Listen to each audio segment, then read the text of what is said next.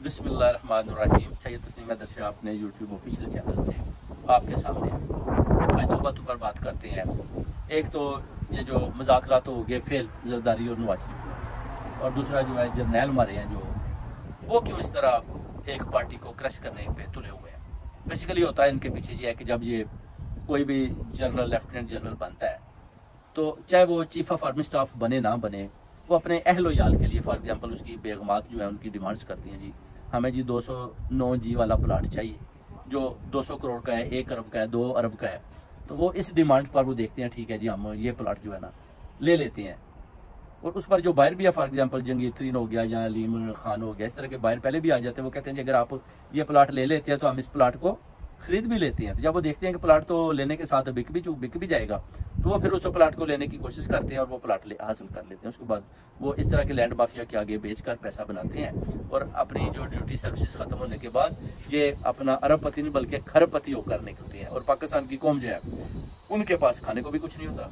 इसलिए तो इमरान खान साहब ने बोला था कि अगर पाकिस्तान के 500 आदमी को फांसी लगा दिया जाए तो ये मुल्क दिन दुगनी रात चुगनी तरक्की कर जाता है, पाकिस्तान सही डायरेक्शन की तरफ चला जाता है। अब जर्नैल भी जानती हैं, बेसिकली एस्टेब्लिशमेंट भी जानती है कि इमरान खान वाकई एक लॉयल और ऑनेस्ट आदमी है। ये नहीं कि वो उनको पता है कि ये कोई करप्ट आदमी है, उनको पता है कि ये वाकई ये ऑनेस्ट आदमी है, इसमें कोई शक नहीं। मगर उनको डर ये है कि अगर ये आ गया तो ये जो हमारा 209 जी और 208 बी और सी इस तरह के प्लाट जो हम अपने अहलो याल के लिए बेगमात की जो उनकी डिमांड्स हैं उनके लिए हम हासिल करते हैं, ये हमारा जो कारोबार है ये बिजनेस खत्म हो जाएगा। इससे डरते हुए जो है ना सारे जर्नैल इमरान खान का मुकाबला कर रहे हैं कि किसी तरीके से भी हम इसको पस कर लें, हम इसको जेर कर लें, हम इसको मार गिराएं। जिस पर इमरान खान भी खड़ा है, वो अपनी कौम के लिए अपने बच्चों के मुस्तकबिल के लिए खड़ा है, मुकाबला कर रहा है। ये चीजें अब होता ये है कि जैसे कि एक फॉर एग्जाम्पल चीफ जस्टिस है, वो कहता है जी मुझे ठीक है जी मैं आपका काम करता हूँ, आप मुझे दे दें जी अपना 200 मिलियन दे दें जी। नवाज शरीफ जो अपना शहबाज शरीफ ये लोग कहते हैं ठीक है जी हम आपको 300 मिलियन देते हैं। बेसिकली ये बाई कर लेते हैं। जब बाई कर लेते हैं तो फिर ये अपनी डिमांड्स जो है ना वो और ज्यादा बढ़ा देते हैं कि हमारा ये भी काम करें, आप हमारा वो भी करें, हमने आपको पैसा दिया है। जैसे कि आप देखें कि मरियम नवाज कहती है जी वो जी लंदन प्लानिंग के हिसाब से जी जनरल आसम मुनीर साहब को चाहिए जल्दी जल्दी उस प्लानिंग को मुकम्मल करना जो आपने लंदन में वादा किया। बेसिकली वादा क्या होता है कि उन्हें पैसा दिया होता है, पैसा करके ये कर लेते हैं, बाई कर लेते हैं। जब बाई कर लेते हैं फिर ये अपनी डिमांड्स के हिसाब से उनको ब्लैकमेल करते हैं। जब ब्लैकमेल करते हैं तो उनको मजबूरन फिर चलना पड़ता है। जब चलना पड़ता है तो वो उस जंगल में फंस चुके होते हैं तो उनका बाहर निकलना मुश्किल हो जाता है। अब पहली दफा ऐसा हुआ है कि जर्नैलों के सामने अब जो है ना उनका टकराव हो चुका है। अब जर्नैल भी फंस चुके हैं, जो बेवतन जर्नैल है वो दूसरे जर्नैलों का जिन्होंने पैसा लिया हुआ पैसा बनाया हुआ उनके सामने खड़े हो गए। वो कहते हैं जी आपका DGISPR अगर तकरीर में कहता है कि हमने 3 स्टार लेफ्टिनेंट जनरल को भी फर्क कर दिया, 3 ब्रिगेडियर भी फर्क कर दिया, 15 आदमी को भी हमने उनके ऊपर भी इंक्वायरी बैठा दिया, तो आप जरा हमें उस लेफ्टिनेंट जनरल का नाम दे दें। तो उन्होंने बोला जी कि मुझे क्या पता जी, मुझे तो जैसे हमारे ऊपर वालों ने बताया मैंने वैसे जाकर आपके अपना जाकर उधर प्रेस कॉन्फ्रेंस कर दिया। अब आप मैंने तो किसका नाम ही नहीं लिया। अब अंदर भी ये जो है ना लड़ाई इनकी अब शुरू हो चुकी है, जंग शुरू है। अब ऊपर से नवाज शरीफ भी पैसा फेंक रहा है, वो कहता है मैंने इतना पैसा दिया है, अब जो है मेरी बेटी को प्राइम मिनिस्टर या मुझे प्राइम मिनिस्टर आने दे, मेरे केसेस खत्म करें। उधर जस्टिस फायजी साहब भी आप देखें उसने भी वो भी अपना बिक चुका है, वो पहले बिका हुआ है। इसके वाले साहब भी जो थे काजी ईसा, उन्होंने भी आपको पता है कादरे मादरे मिलत काजन की सिस्टर फातिमा जनाब के ऊपर भी उन्होंने जो इल्जामात लगाए थे। ये पूरा खानदानी बेसिकली बिकता चला रहा है। पीछे से ये हजारा से और हजारा का के हैं, मगर इनको अगर ये आप बोले कि आप हजारा से हैं तो वो कहते हैं कि हम हजारा का नहीं है। वो समझते हैं कि अगर आप हजारा के बोलेंगे तो वो कहते हैं कि जैसे कि एक गल ही है, नहीं जी हम तो बलोची, हम तो हजारा से हमारा तलक ही नहीं, मगर ये हैं बेसिकली हजारा के। अब जब ऐसे लोग भी प्यू दादा से बिके होते हैं जो अपना मादरे मिलत के साथ भी फ्रॉड करते हैं, उनके साथ भी दगे करते हैं, उनके साथ भी बिजनेस करते हैं, उनके साथ भी ये जो है उनको भी ब्लैकमेल करते हैं, तो फिर आप देखेंगे जो कायदा मोहम्मद अली जिन्ना जिन्होंने एक पाकिस्तान जिसे कौम को इस्लामी जमहूरिया पाकिस्तान बना कर दिया, उनको भी इन्होंने तंग किया, उनको भी मजबूर कर लिया। तो इमरान खान साहब का भी आप देखें बिल्कुल वही हाल इन्होंने किया हुआ है जो इन्होंने कायदा मोहम्मद अली जिन्ना का किया था। फायजी साहब 17 सितंबर को आ जाएंगे, पैसा उन्होंने लिया हुआ है। इधर उन्होंने अपना जो है नवाज शरीफ के साथ एवन फील्ड हाउस उधर अपना इलफोर्ड में उन्होंने भी घर 2-4 अपनी बिल्डिंगें बनाई हुई हैं, बैठे हुए। जब आप इनके आगे सवालात करेंगे तो ये बोलेंगे जी कि हम वो तो जी मैं तो नहीं बताऊंगा जी कि मैंने कैसे बनाया, वो आपने पैसा किधर से लिया, बिल्कुल नहीं बताएंगे। तो मुझे जी नवाज शरीफ ने दिया। बाजवा साहब भी इधर बर्मिंघम में बैठे हुए हैं, 12 अरब डॉलर उनके पास भी है, तो वो भी इधर को प्रॉपर्टी ले रहे हैं ना, और वो इधर क्या कर रहे हैं। इस तरह जब इनकी बेगमात कहते हैं जी हमें 209 जी, ये प्लाट चाहिए तो जंगीर तरीन और अलीम खान जैसे जो पहले कहते हैं जी आप ये प्लाट ले ले तो हम बाई कर लेते हैं, हम आपको 200 करोड़ दे देंगे। तो इस पर ये जो है ना ये देखते हैं कि ये जी अपना हमारे प्लाट तो लेने से पहले बिक भी चुका है।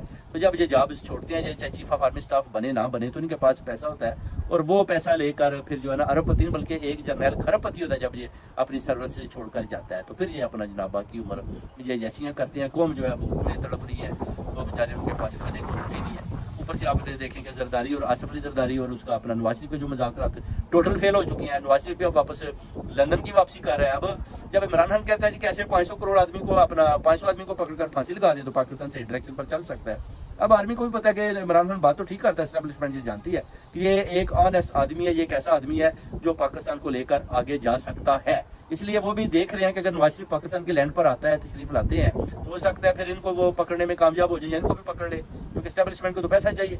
तो उनको तो कोई नवाज शरीफ आ गया तो चलो नवाज शरीफ भी पकड़ लो, शहबाज शरीफ भी पकड़ लो, मरियम भी पकड़ लो, आसिफ अली जरदारी भी पकड़ लो।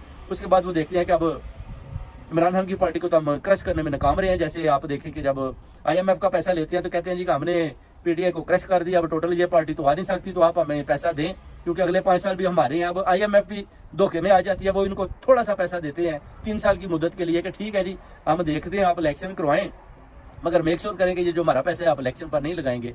मगर रेट वो बताते हैं कि आपने हर चीज महंगी रखनी है। महंगाई जो इन्होंने गरीब आवाम के ऊपर जो बम चढ़ाया है उससे आप देखें कि वो जो है गरीब आवाम बेचारी अब भूख से तड़प रही है। उनको समझ नहीं आ रही कि रोटी खाएं, बिल दें, एयर कंडीशन चलाएं, पंखा चलाएं, जाएं तो किधर जाएं, बच्चों को दूध पिलाएं, स्कूल भेजें, क्या करें क्या ना करें, गैस भी नहीं आ रही। तो इस तरह की जो चीजें पाकिस्तान में हो रही हैं, जो लोग इस मुश्किल से बुरे हाल से जो बच्चे बाहर की मुल्कों में भाग रहे हैं, कश्ती में डूब रहे हैं, इटली में डूब रहे हैं, ये बेचारे बेसिकली सारे ये नवाज शरीफ, मरियम नवाज और असाक डार के डसे हुए लोग हैं। आसिफ अली जरदारी के भी ये डसे हुए लोग हैं जो बाहर की कंट्री में भाग रहे हैं और ये कश्तियों में समुद्रों में अपना जानों की अपना खतरात के साथ खेलते हुए पानी में कुछ डूब रहे हैं। ज्यादा तादाद डूब जाती है, 2-4 भाग के निकल आते हैं। उनकी भी यही कोशिश होती है कि हम किस तरीके पकड़े जाए रास्ते में और वापस ही चले जाएं, हम किस मुसीबत में फंस गए, ऐसे तो अच्छा चले, कम से कम भूख काट रहे थे पाकिस्तान में मगर जान तो सेफ थी, अभी इधर तो जान भी दाव पे लगी हुई है। तो ये बेसिकली मुशत के पूरे मुल्क के सारी कौम के बेसिकली ये जिम्मेदार लोग हैं, इनको पकड़ना चाहिए, इनको पकड़कर अंदर करना चाहिए। अब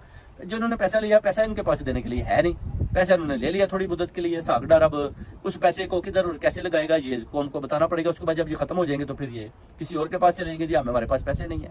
उसके बाद ऊपर से इलेक्शन आ जाएंगे, इलेक्शन के बाद सिलेक्शन की कोशिश करेंगे, सिलेक्शन में फिर जनरल आसम या फैसल नसीर जैसे लोग हैं वो मदद करने की कोशिश करेंगे। अगर वो मदद में नाकाम हो जाते हैं तो फिर आपको पता है इनको भी भागना पड़ेगा। अगर इमरान खान साहब वापस आ गए तो फिर इन सब की खैर नहीं है। तो अगर इन्होंने इमरान खान साहब को ठिकाने लगा लिया तो फिर आप देखें मुल्क जो है डिफॉल्ट पर चला गया।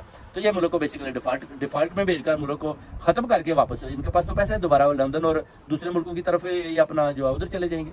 तो स्टैब्लिशमेंट उधर बैठी है, उनके पास तो अपना बिजनेस है, वो तो चला रही है, गरीब आवाम को लेकर आगे चल रही है। उनको तो कुछ नहीं कि ठीक है जी बस पैसा बनना चाहिए, आवाम का कोई सोचे ना सोचे, आवाम का सिर्फ सोचना है तो इमरान खान नहीं सोचना है। अगर आप इमरान खान सोचेगा तो आप फिर इमरान खान के ऊपर भी जली केसेस बनाकर उसको उसकी पार्टी को भी आप क्रश करेंगे कि ठीक है जी हम इस पार्टी को नहीं मानते, क्योंकि आप जो है ना जी आप वो जर्नैलों को 209G वाला प्लाट, 208A वाला, 207C वाला प्लाट नहीं लेने देते जी। आप तो जो हम खरबपति बनते हैं आप हमारे रास्ते में भी आ रहे हैं। इसलिए सारे जर्नैल एक दूसरे के सामने खड़े होकर इन्होंने सोचा कि हम सारे मिलकर इमरान खान का भी मुकाबला करते हैं। और ये जो नवाज हुकूमत है, जरदारी हुकूमत, ये तो हमें गिफ्ट भी देती है, गाड़ियां भी देती है, हमें प्लाट लेने में भी सिग्नेचर करती है। तो ये तो हमारे लिए अच्छा है, हमें कौन सी जरूरत है इमरान खान को लाकर अपने लिए एक नई खड़ी कर ले। और एज ए जनरल जब हम जाते हैं तो हमारे पास इतने पैसे भी ना हो और हम अपनी सक्सेस पूरी करके बस जो कौम के पैसे टैक्स के जो हम वेजेस लेते हैं उससे हम गुजारा करें। तो ये चीज़ बेसिकली इनको हजम नहीं होती, क्योंकि इनको 75 साल से आप देखें जो खून लग चुका है। जैसे कि आप देखेंगे 1971 में जब इन्होंने आप देखें कि जब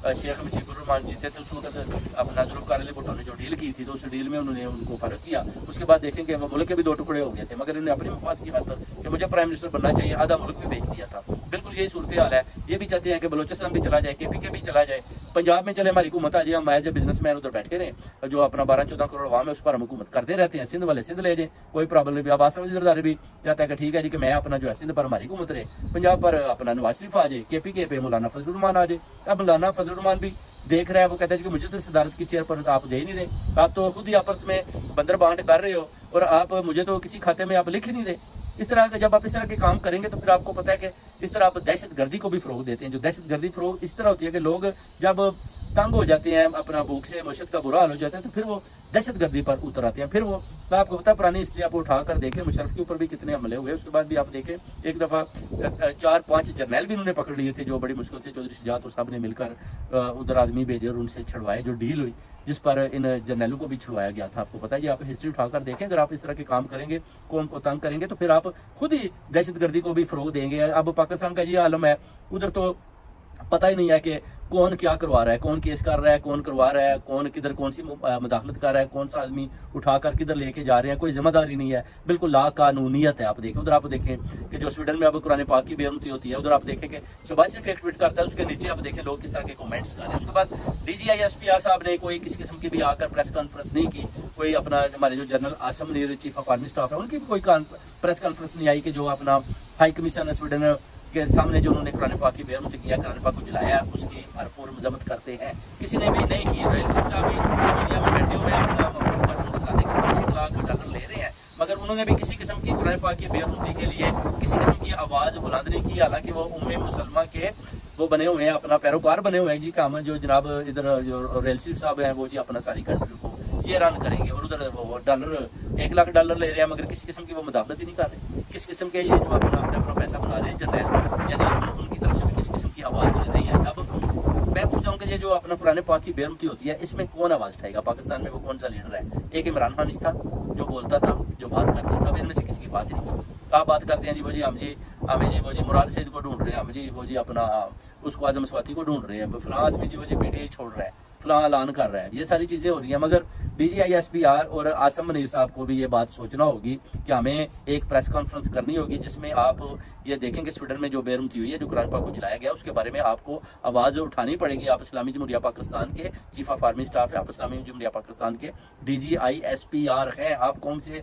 खिताब करें, कौम को बताएं कि आपने उधर क्या किया। जो उनकी कॉन्सुलेट है जो पाकिस्तान में, उसको बंद करवाएं, उसको फिर जाने दें इधर से। अगर वो आपकी इज्जत ही नहीं करते तो फिर आप लोग इनके पीछे क्यों भागते? अगर शहजादा मोहम्मद बिन सलमान जो है वो इस बात पर भी आपके साथ नहीं खड़ा होता, तो फिर आप अपना रॉयल शरीफ साहब उधर क्या कर रहे हैं, उनको भी वापस बुलाएं कि आप भी वापस आ जाए। अगर आप अपने जो कुरान की हिफाजत नहीं कर पाए, उसके खिलाफ जो मजम्मत नहीं कर पाते, आपके पास इतनी पावर नहीं, ताकत नहीं है, तो आप उधर फिर क्या करें? आप वापस आ जाए।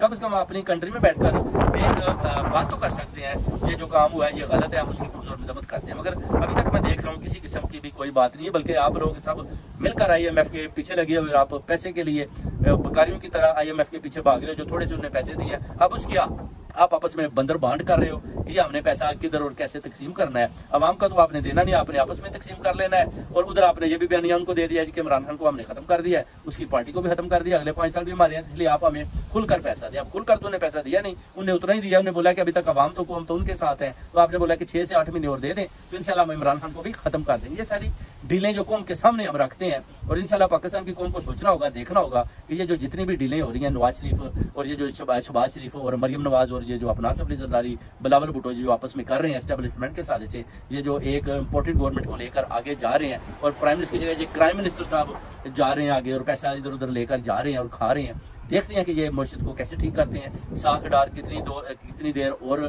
IMF से भीख मांगता है, IMF कितनी देर इनको और पैसा देते हैं। पाकिस्तान बिल्कुल डिफॉल्ट के दबाने पर, ऐसे ही पूछे तो 1 सेंचुरी तक ये पाकिस्तान बिल्कुल इन्होंने दिवालिया निकालता है, ये ऊपर नहीं उठ सकता। इसके लिए कम से कम 1 सेंचुरी चाहिए पाकिस्तान को ऊपर उठाने के लिए, और अभी भी इनको चाहिए कि इसकी बागडोर इमरान खान के हाथ में दें। कम से कम वो पाकिस्तान को लेकर सही डायरेक्शन की तरफ जाएं और पाकिस्तान को तरक्की की राह पर गामजन करें। अगर ये पाकिस्तान इन चोरों डाकुओं के हाथों में रहा, तो ये मैं आपको गारंटी देता हूँ कि 5 साल तो क्या 3 साल भी निकालेंगे, और ये जो अपना ब्यूरोक्रेट्स हैं इनको ये वेजेस भी नहीं दे पाएंगे, और ये खुद ही जो पाक आर्मी है इनको भी वेजेस नहीं जाएगी, तो ये फिर किधर से खाएंगे? ये खुद ही अपनी जाबें छोड़कर घरों की तरफ जाना शुरू हो जाएंगे। और 1 लाख कानूनियत और पाकिस्तान में एक बहुत बड़ा, यानी कहते हैं ना जैसे कि सुनामी आने वाला है भूख का, उसका मुकाबला फिर कोई नहीं कर पाएगा। तो जब भूख हद से गुजर जाएगी तो आवाम सड़कों पर बैठ जाएगी, तो आपकी फिर सारी जितने भी सिस्टम है वो सारे फेल हो जाएंगे। जब फेल हो जाएंगे तो फिर आपको पता है कि डिफॉल्ट के दाने पर लेकर जाने वाले 2 ही ग्रुप होंगे, एक आसिफ अली जरदारी पाकिस्तान पीपल पार्टी, दूसरा पाकिस्तान मुस्लिम लीग नून, उसके जिम्मेदार